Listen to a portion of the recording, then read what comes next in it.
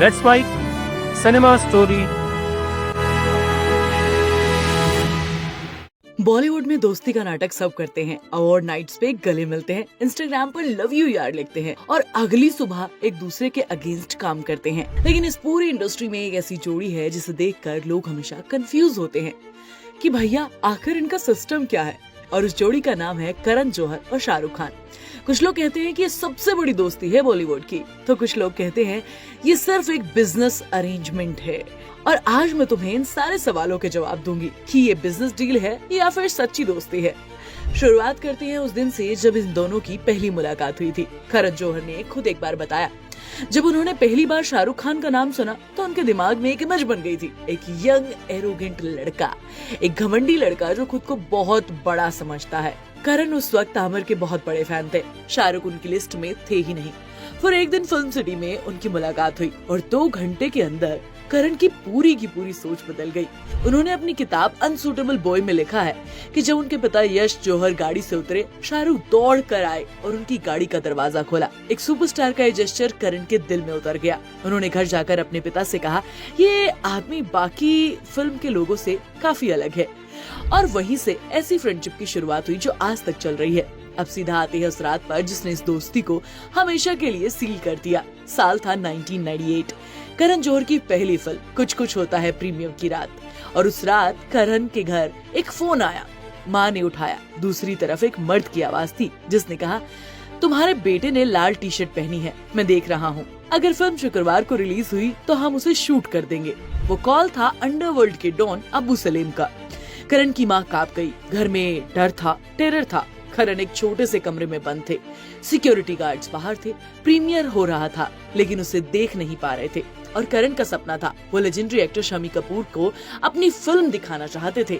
उनका ये childhood dream था। शाहरुख को पता था, तो शाहरुख ने क्या किया, वो उसके कमरे में जाते हैं, करण का हाथ पकड़कर खींचकर बाहर लेकर आते हैं और बोलते हैं, मैं यहाँ खड़ा हूँ तेरे सामने, let's see who shoots you. मैं पठान हूँ, मुझे कोई कुछ नहीं कहेगा, लेकिन जो भी होगा साथ मिलकर देख लेंगे। और शम्मी कपूर को भी उस रात प्रीमियर पर बुलाया गया। करण जौहर ने वो मोमेंट देखा, उनकी आंखों में आंसू आ गए और उसी रात उन्होंने रियलाइज किया ये फ्रेंडशिप फॉरएवर है। कुछ कुछ होता है कि ओपनिंग नाइट करण इंडिया में नहीं थे और अपने पेरेंट्स के साथ उन्होंने बाहर जाकर वो शो देखा। बाहर बैठकर वो अपने फ्रेंड्स के फोन पर फिल्म की ऑडियंस को सुन रहे थे, उनके रिएक्शन को सुन रहे थे। 6 हफ्ते बाद जब वो इंडिया वापस आए, पहला फिल्म फेयर अवार्ड अपने हाथ में पकड़ा। तब उन्होंने कहा, मैं सांस नहीं ले पा रहा था, लेकिन कोई था जिसने मुझे इस बुरे वक्त में अकेला नहीं छोड़ा। अब बात करते हैं बिजनेस साइड की, क्योंकि असली सवाल तो यही है कि सिर्फ दोस्ती है या फिर डील। तो फैक्ट सुनो, करण जौहर ने एक इंटरव्यू में बताया, शाहरुख खान इंडस्ट्री के एकमात्र एक्टर हैं जिसने मुझसे कभी पैसों की बात नहीं की। जब भी मैं फीस के बारे में पूछता तो वो कहते, जो चाहे दे दो। डीडीएलजे में करण ने छोटा सा रोल किया था और कुछ कुछ होता है बनाई थी, कभी खुशी कभी गम, कल हो ना हो, कभी अलविदा ना कहना। एक के बाद एक और करण जौहर ने ए दिल है मुश्किल बनाई जिसमें शाहरुख खान नहीं थे। शाहरुख ने उसमें बिना पैसों के कैमियो किया। ब्रह्मास्त्र में 18 दिन की शूट के लिए कोई पैसे चार्ज नहीं किए। ये कोई डील नहीं है यार, ये कुछ और ही है। लेकिन सच तो ये है कि इन दोनों के बीच में एक बार सब कुछ ठीक नहीं था। करण ने एक फिल्म बनाई जिसमें शाहरुख खान नहीं थे और शाहरुख खान को हर्ट हुआ। करण ने खुद लिखा, शाहरुख बहुत पॉजिटिव फ्रेंड है। जब मैंने उनके बिना फिल्म बनाई तो मुझे लगा कि मैंने उन्हें हर्ट कर दिया, और जब मैंने स्टूडेंट ऑफ द ईयर बनाई तो मुझे उसका एक्नॉलेजमेंट नहीं मिला, कोई सपोर्ट नहीं मिला। दोनों 2 साल तक ठीक से आपस में बात नहीं करते थे, लेकिन फिर एक पार्टी में मिले और सब क्लियर हो गया। और एक और बात जो बहुत कम लोग जानते हैं, करण जौहर अपनी सेक्सुअलिटी के बारे में खुलकर बात नहीं करते हैं। जब उनके पेरेंट्स उन्हें समझ नहीं पा रहे थे, तब एक इंसान था जिसने उसे एक्सेप्ट किया, और वो कोई और नहीं, वो थे शाहरुख खान। करण ने कहा, पहला इंसान जिसने मुझे फील करवाया कि मैं ओके हूँ, वो शाहरुख खान थे।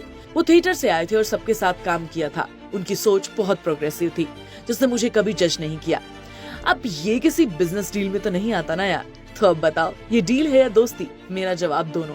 और इसमें कोई बुराई नहीं है। जब 2 टैलेंटेड लोग मिलकर साथ में काम करते हैं, जब उनकी वैल्यूज मिलती हैं, तो एक दूसरे को बिल्ड करने के लिए तैयार हो जाते हैं। और इस केस में दोस्ती और बिजनेस साथ चल सकते हैं। बॉलीवुड के बाकी फेक फ्रेंडशिप की तरह ये रिलेशनशिप थोड़ा अलग है। ये सिर्फ कैमरा के सामने नहीं, कैमरा के पीछे भी है।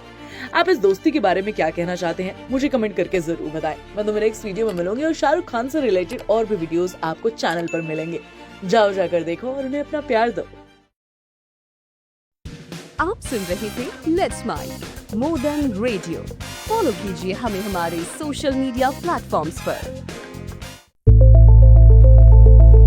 It's time for news. It's time for more than radio. Presenting the first radio news app, Let's Mic.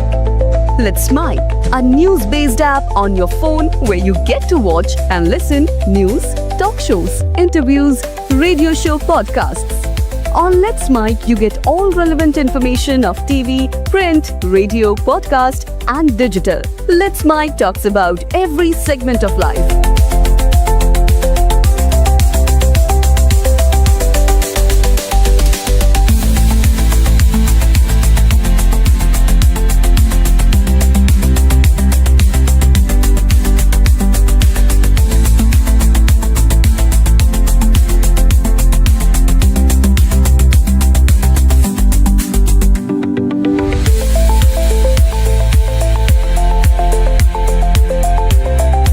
Download the app now from Play Store. Available both on Android and iOS mobile phones. Follow us on YouTube, Instagram, Twitter, LinkedIn, Facebook, Telegram, WhatsApp, Snapchat. Let's talk, let's connect, and let's mic.